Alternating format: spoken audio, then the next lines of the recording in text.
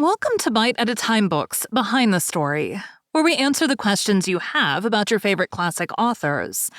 What inspired your favorite author to write their novels? What was going on in the world at the time? Follow along with us as we tell you what was happening in the world while your favorite authors wrote your favorite classics. My name is Bree Carlile, and I love to read, and wanted to share my passion with listeners like you. If you enjoy our show, be sure to follow the show on your favorite podcast platform so you get all the new episodes. You can find us on all the social medias at Bite at a Time Books or on our website, biteatatimebooksbehindthestory.com, where you can also sign up for our newsletter for more information on who we're talking about and what's coming next for the podcasts. We're part of the Bite at a Time Books Productions Network. If you'd also like to hear a book by the author we are currently featuring, check out the Bite at a Time Books podcast wherever you listen to podcasts. Today we'll be talking about the early life of Jack London. London was born near 3rd and Brannan Street in San Francisco. The house burned down in the fire after the 1906 San Francisco earthquake. The California Historical Society placed a plaque at the site in 1953. Although the family was working class, it was not as impoverished as London's later accounts claimed. London was largely self-educated. In 1885, London found and read Ouida's long Victorian novel, Signa. He credited this as the seed of his literary success. In 1886, he went to the Oakland Public Library and found a sympathetic librarian, Ina Coolbrith, who encouraged his learning. She later became California's first poet laureate and an important figure in the San Francisco literary community. In 1889, London began working 12 to 18 hours a day at Hickmouth's cannery. Seeking a way out, he borrowed money from his foster mother, Virginia Prentice, bought the sloop Razzle Dazzle from an oyster pirate named French Frank, and became an oyster pirate himself. In his memoir, John Barleycorn, he claims also to have stolen French Frank's mistress, Mamie. After a few months, his sloop became damaged beyond repair. London hired on as a member of the California Fish Patrol. In 1893, he signed on to the sealing schooner Sophie Sutherland, bound for the coast of Japan. When he returned, the country was in the grip of the Panic of '93, and Oakland was swept by labor unrest.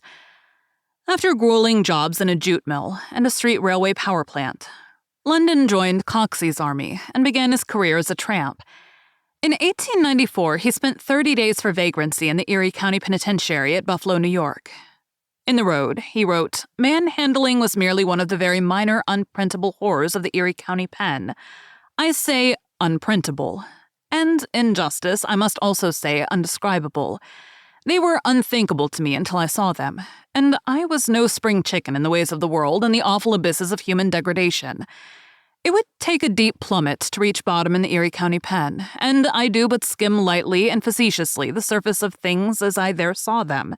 Jack London, The Road. After many experiences as a hobo and a sailor, he returned to Oakland and attended Oakland High School. He contributed a number of articles to the high school's magazine, The Aegis. His first published work was Typhoon off the Coast of Japan, an account of his sailing experiences.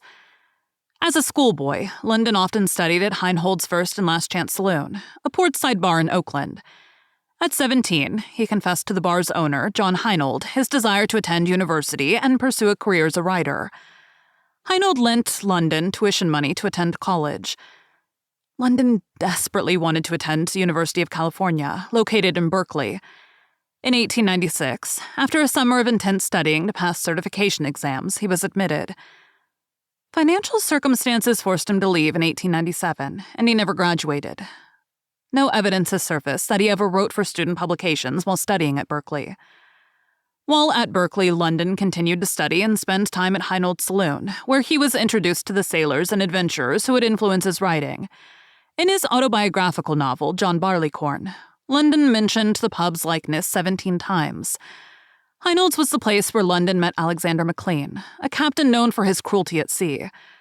London based his protagonist, Wolf Larsen, in the novel The Sea Wolf on McLean. Heinold's First and Last Chance Saloon is now unofficially named Jack London's Rendezvous in his honor.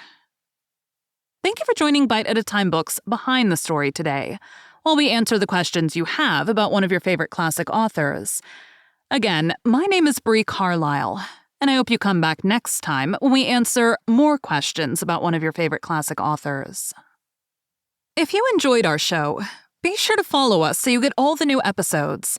We would also love for you to drop us a rating on your favorite podcast platform. You can catch us on all the social medias at Bite at a Time Books, or check out our website, biteatatimebooksbehindthestory.com, where you can sign up for our newsletter. Our show is part of the Bite at a Time Books Productions Network. If you would also like to hear a story by the author we are currently featuring, check out the Bite at a Time Books podcast wherever you listen to podcasts, or on biteatatimebooks.com.